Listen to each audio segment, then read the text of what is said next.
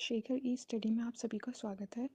प्रिय विद्यार्थियों, हमारे इस ऑनलाइन इंस्टीट्यूट के माध्यम से आप सभी को गणित और हिंदी विषय का आधारभूत तरीके से अध्यापन कराया जाता है, जिसमें कहीं अगर थोड़ी बहुत त्रुटि हो जाती है तो उसके लिए हम क्षमा प्रार्थी हैं और इस संबंध में आपके सुझाव आमंत्रित हैं। धन्यवाद। हेलो दोस्तों, मैं शेखर स्वागत करता हूं आपका अपने YouTube चैनल शेखर ई स्टडी पॉइंट पर। दोस्तों, सामान्य गणित की कक्षाएं चल रही थी, लगभग 17 पार्ट आ चुके हैं। अगर आपने नहीं देखा है तो प्लेलिस्ट में सारे वीडियो एक तरीके से एक लाइन से पड़े हुए हैं, आप उन्हें अवश्य देख लीजिएगा। ठीक है, हम आपको गणितीय संक्रियाएं पढ़ा रहे थे, जिसमें हमने आपको वोडोमास का रूल बताया और बहुत सारे घातांकीय रूल भी आपको बताया। ठीक है, जो इसके पीछे के एक दो पार्टों में इंक्लूड है। तो आप अगर आरंभ से कोई चीज़ देखते हैं तो बेहतर समझ में आता है। ये आपका सेकंड टॉपिक चल रहा है, इसके पहले एक टॉपिक आपका समाप्त हो चुका है। ठीक है, और उससे भी पूर्व हमने प्रीवियस ईयर के प्रश्नों को सॉल्व कराया है। अगर आपने नहीं देखा है तो अवश्य देख लीजिएगा। ठीक, पिछले पार्ट में हमने शून्यों की संख्या ज्ञात करना ऐसे प्रश्नों को सॉल्व कराए रहे थे। एक दो प्रश्न मैंने आपको सॉल्व भी कराए थे। ठीक है, उसी से रिलेटेड अगला टाइप है, ये भी है शून्यों की ही संख्या ज्ञात करने का प्रश्न, लेकिन इसको लगाने का तरीका अलग है। ठीक है, तो आइए देखते हैं। मैं एक बार फिर आपसे कहना चाहूँगा, आप चैनल की प्लेलिस्ट में जाइएगा, वहाँ पे सारे वीडियो एक क्रम से आपको मिल जाएंगे। ठीक है, उन्हें आप क्रम से देखते रहिए। देखिएगा, ऐसे प्रश्न भी आ सकते हैं कि 1 इंटू 2 इंटू 3 इंटू 4 इंटू 5 से लेकर 9 में शून्यों की संख्या पूछा है, मतलब इस पूरे गुणनखंड में कितने शून्य होंगे। अब या तो आप सारे का गुणा करिए आपस में, तब आप शून्य बता पाए, या एक तरीका क्या है, पांच मतलब इस 5 नंबर की जितनी संख्या होगी, जितनी संख्या होगी उतना ही शून्य होगा, उतना ही शून्य होगा। ठीक है, इसका मतलब क्या हुआ, मतलब ये 5 जो है जितनी बार आएगा उतनी बार शून्य भी आएगा। तो आप 5 तो आपको दिख रहा है, शून्य नहीं दिख रहा है। तो 5 कितनी बार आया है, 5 एक बार आया है, तो शून्य भी कितनी आएगा, शून्य की संख्या भी कितनी हो जाएगी, 1 हो जाएगी। शून्य की संख्या कितनी हो जाएगी, यही आपका आंसर हो जाएगा कि शून्यों की संख्या बताइए, शून्यों की संख्या 1 हो गई। ठीक है, ये तो आपने डायरेक्ट आपने देखा, 5 की संख्या ज्ञात किया, 5 की संख्या 1 है, आपने बता दिया। ठीक है, लेकिन ये तो 9 तक था, आपने आराम से देख लिया 5। यहाँ बड़ी संख्या होती लास्ट में तो क्या करते, जैसे कोई संख्या अगर मान लीजिए लास्ट में कोई 3 अंकों की संख्या होती है ऐसे गुणनखंड करके, तब तो आपको दिक्कत होती, कैसे करते आप उसमें, कैसे आप ढूंढते कितने 5 हैं।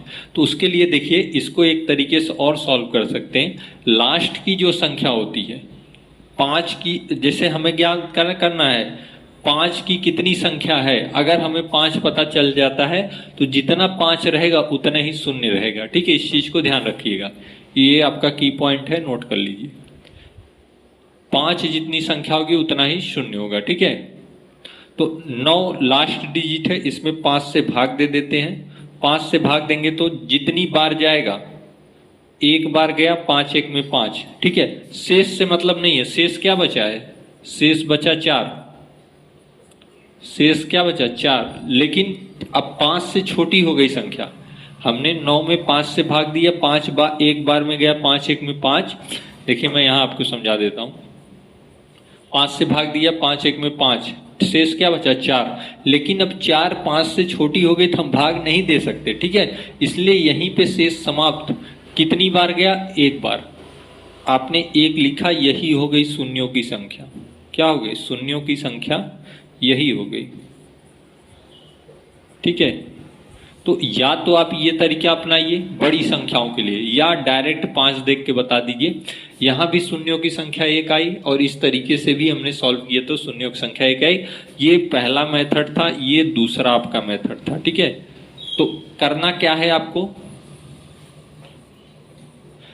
लास्ट के डिजिट में 5 से भाग दे देना है। अगर हमें 5 अंक की संख्या पता चल जाती है कितनी बार आई है, तो उतनी ही बार शून्य होगा। ये आपका की पॉइंट है। ठीक है, आइए इससे रिलेटेड एक और प्रश्न देख लेते हैं।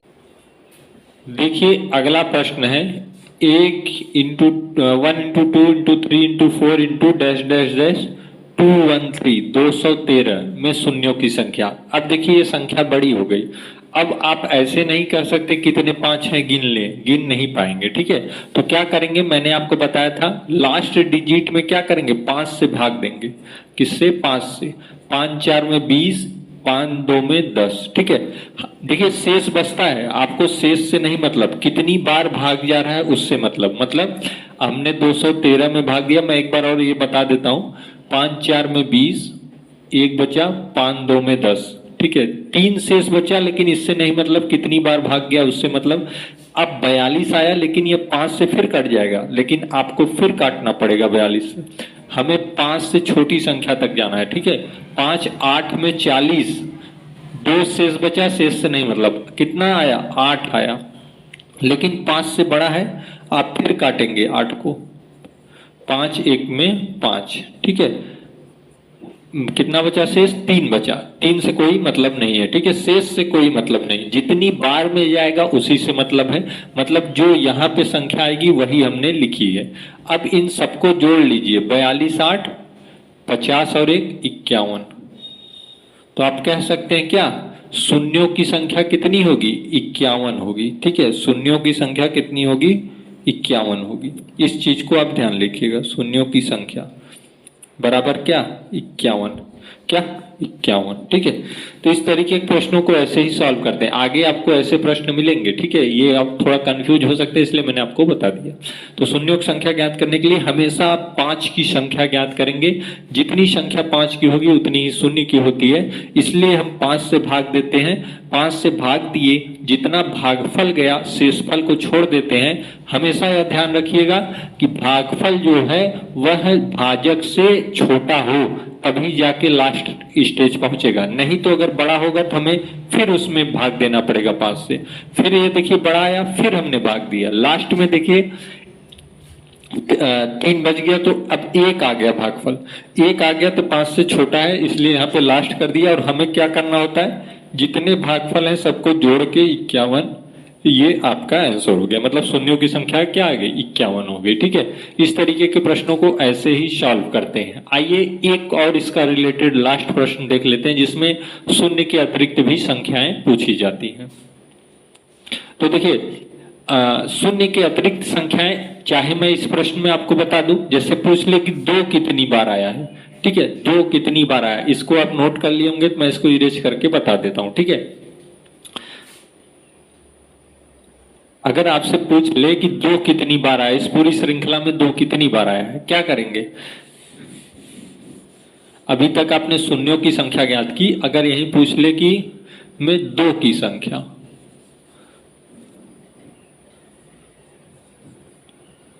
मतलब 2 की संख्या बताइए, ये 2 कितनी बार आया। तो ये भी इसी तरीके से होता है, 213 में 2 से भाग दे देंगे। 2 से पूछा है इसलिए 2 से देंगे, ध्यान दीजिएगा। 5 से नहीं देंगे, 5 से इसलिए देते हैं क्योंकि शून्य पूछा जाता है। यहाँ 2 से पूछा है, 2 से देंगे, ठीक है। भाग देंगे, कितने बार में जाएगा, 2 1 में 2,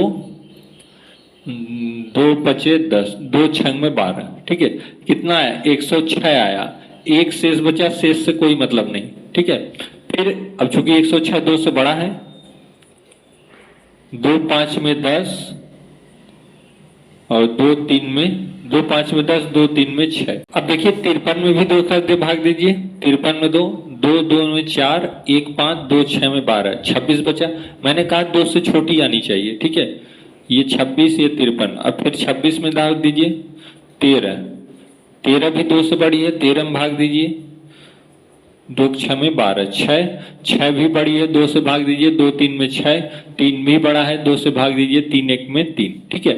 अब देखिए 2 1 में 2, तो कितना बचा, 106 53 26 13 6 3 1, ठीक है। अब जोड़िए, 106 में 53 जोड़ेंगे कितना आएगा, 6 7 8 9, और मतलब 159 आएगा। और उसमें 26 जोड़िए, डायरेक्ट कर लीजिए, 13 दूना 26, 13 39 जोड़िए, 39 और 6 40 45, 45 3 48 एक 49, डायरेक्ट जोड़ दीजिए 49, 9 9 18, 5 4 9 1 10, 1 1 2, मतलब 208 बार क्या आएगा? 2 आएगा। 2 कितनी बार आएगा?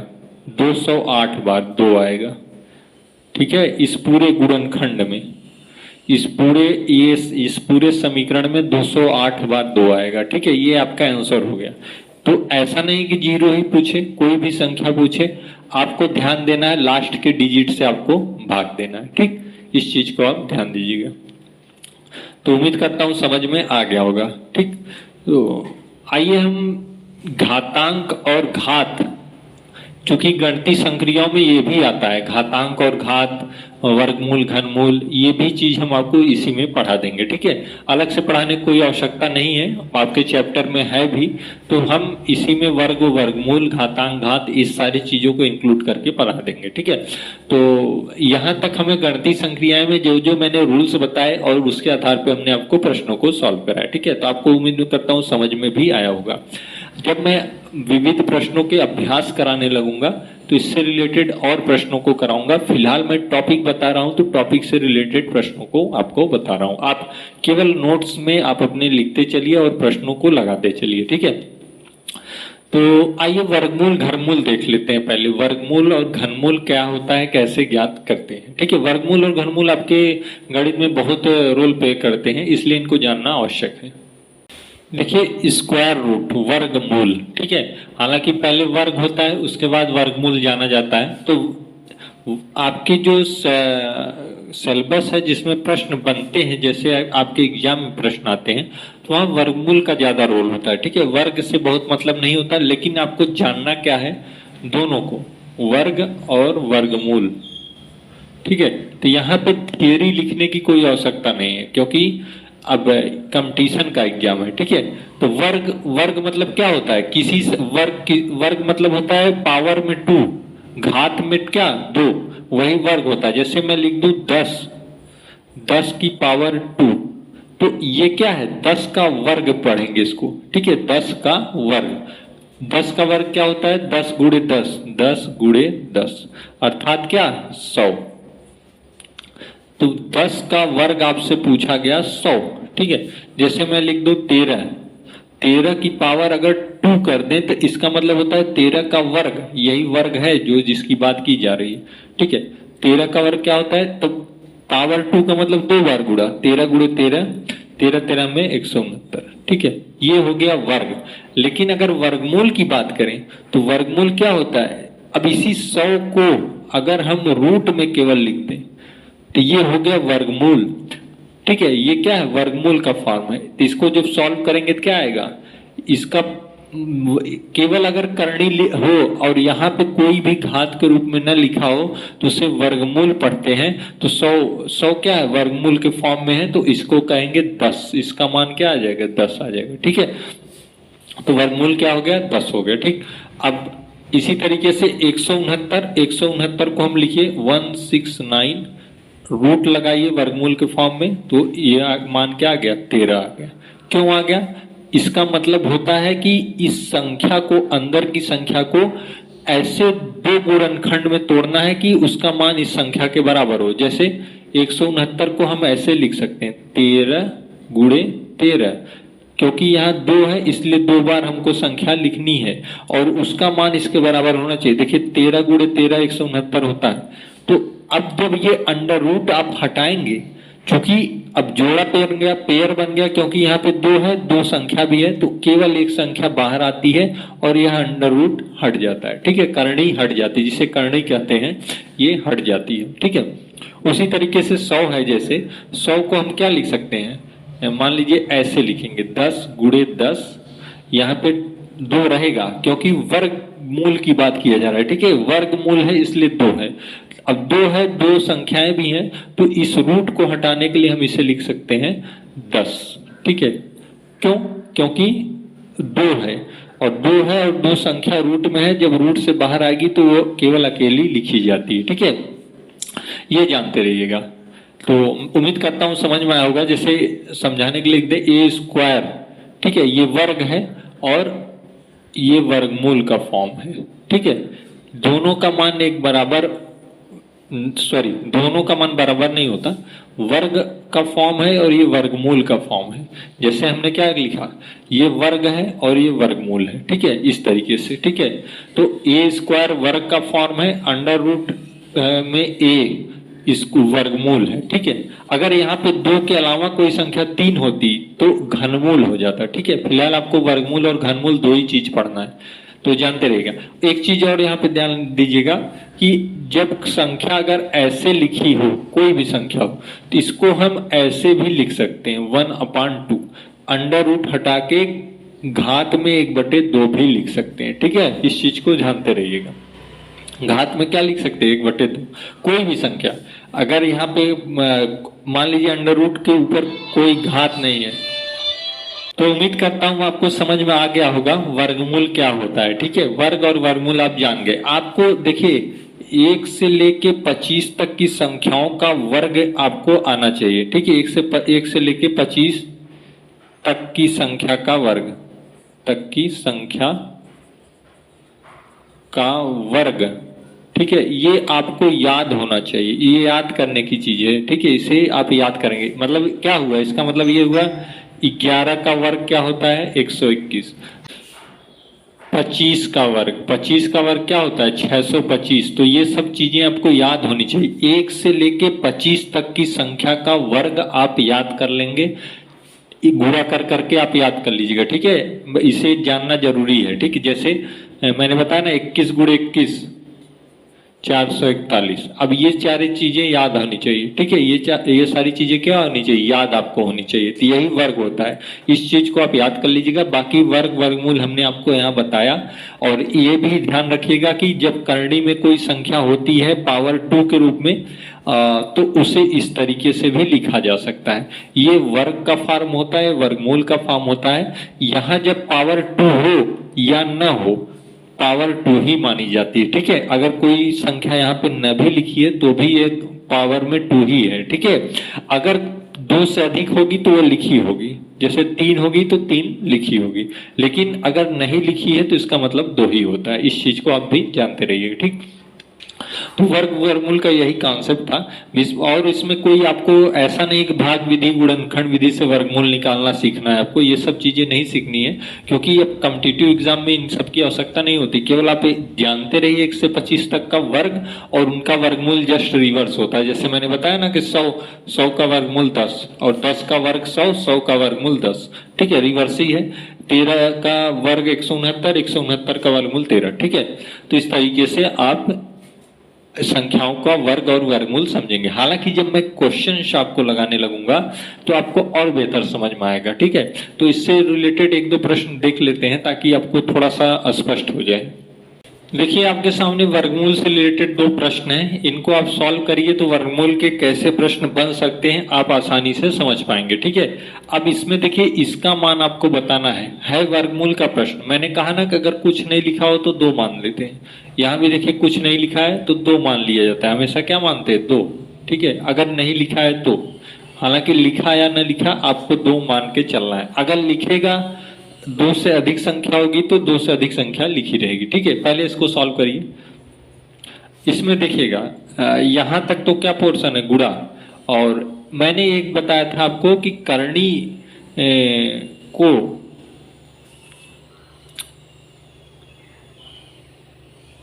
इसमें देखिएगा आप क्या करेंगे, दोनों पक्षों का वर्ग कर दें, ठीक है, ज्यादा आसान हो जाएगा। दोनों पक्षों का वर्ग, पक्षों का वर्ग कर दें।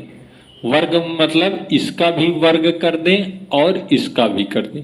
देखिएगा जब करनी का वर्ग करते हैं तो करनी समाप्त हो जाती है। जब करनी का वर्ग करते हैं अगर पावर 2 है तो करनी समाप्त हो जाती है। अगर करनी हट गई तो आप लिख सकते हैं 2/5 इंटू 950 माइनस इसको यक्स मान लीजिए बराबर 19 × 19 मतलब 361, ठीक है। 19 का वर्ग कितना होता है, 361। मैंने आपको बताया था 1 से 25 तक की संख्या का वर्ग आपको आना चाहिए।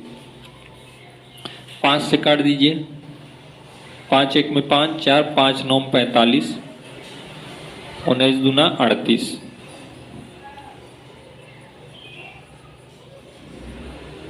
माइनस एक्स यहाँ ये वहां चला जाएगा, 380 घटा दीजिए -19, ठीक है, माइनस माइनस कैंसिल, x बराबर 19, मतलब ये आपका क्या हो गया, आंसर हो गया।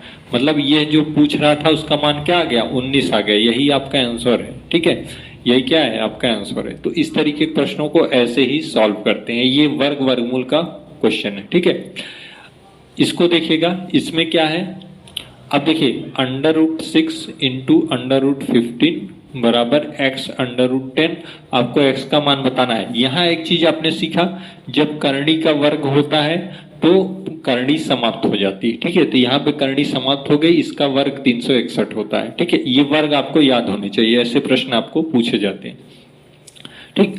तो इस तरीके के प्रश्नों को ऐसे सॉल्व करेंगे, ये सारे प्रश्न एग्जाम में बनते हैं। अब आपको ये नहीं पूछेगा कि इसका वर्गमूल क्या होगा, इसका घनमूल क्या होगा, ये सारे प्रश्न बहुत पैटर्न पुराने हो गए, अब ऐसे प्रश्न आपसे पूछे जाते हैं, ठीक है, वर्ग वर्गमूल से रिलेटेड। अब देखिए जब करनी में ये दोनों का गुणा कर दीजिए, करनी समान है 15 छक में 90 बराबर x √10, ठीक है। अब देखिए इसको क्या करेंगे, 9 गुणे 10 कर दें, x √10, 9, अब चूंकि 2 है तो हमने बताया था जब यहाँ पे घात 2 हो तो अंदर किसी भी संख्या का 2 के रूप में जोड़ा बनना चाहिए, तो 9 को क्या लिख सकते हैं, 3 गुणे 3 गुणे 10 x √10। अब देखिए 2 के रूप में जोड़ा अगर बन जाता है तो यह जस्ट करनी से बाहर आ जाता है एक के संख्या अकेले के रूप में, ठीक है, 3 का पेयर बन गया, 2 का एक बाहर आ गया, बचा √10 बराबर x √10। √10 दोनों तरफ है, कैंसिल हो जाएगा, x बराबर 3 आपका क्या हो जाएगा, आंसर हो जाएगा, ठीक है। इस तरीके के प्रश्नों को ऐसे ही सॉल्व करते हैं। मैं एक बार फिर से बता देता हूं, ये पूरा क्वेश्चन था, मैंने यहाँ पे लिख दिया, इन दोनों का हमने गुणा कर दिया, 15 6 में 90, √ ज्यों का त्यों रहेगा, ठीक है। ऐसा नहीं कि गुणा करने पर करनी भी 2 बार में गुणा हो जाएगा, ऐसा नहीं होता, ठीक, ये भी वही चीज है, इसका मान एक बराबर है, बाकी सेम चीज ये है। अब क्या है, हमें देखिए इस फॉर्म में बदलना है, हमें √10 को कैंसिल करना है, तभी x का मान आ पाएगा, ठीक है। तो हमने देखिए 9 गुणे 10 में 90 को तोड़ दिया, अब हमें 9 को बाहर लेना था, क्योंकि यहाँ पे करनी रखी है, करनी से बाहर आएगा तो 9 का गुणनखंड 2 ऐसी संख्याओं में होना चाहिए जो जोड़े हो आपस में, तो 3 गुणे 3 आपस में जोड़े, 3 बाहर आ गया, √10 कैंसिल हो गया, x का मान 3 आंसर हो गया, ठीक है। तो वर्ग वर्गमूल से रिलेटेड इस तरीके के प्रश्न आपकी एग्जाम में बनते हैं, ठीक। बाकी आप अभ्यास करिए कोई बुक से, जैसे आपके सुपरटेटिव एग्जाम में क्वेश्चंस बनते हैं, आप ऐसा नहीं है कि देखिए सारे टॉपिक से को प्रश्न आ जाए, लेकिन वर्ग और वर्गमूल का रोल हर एक टॉपिक में होता है, चाहे आप प्रश्नता पढ़िए, चाहे भिन्न पढ़िए, वहां भी आपको वर्ग वर्गमूल मिलेगा, ठीक है। तो इंटर रिलेट क्वेश्चन पूछे जाते हैं, तो अगर आप रूल्स पता होंगे, क्योंकि मैं आपको बेसिक से बता रहा हूं, अगर आप रूल्स जानते रहेंगे तभी प्रश्नों को सॉल्व कर पाएंगे, ठीक। तो आज के पार्ट को यहीं रखते हैं, फिर मैं अगले पार्ट में आपको वर्ग वर्गमूल के और ढेर सारे प्रश्नों को सॉल्व कराऊंगा, ठीक है।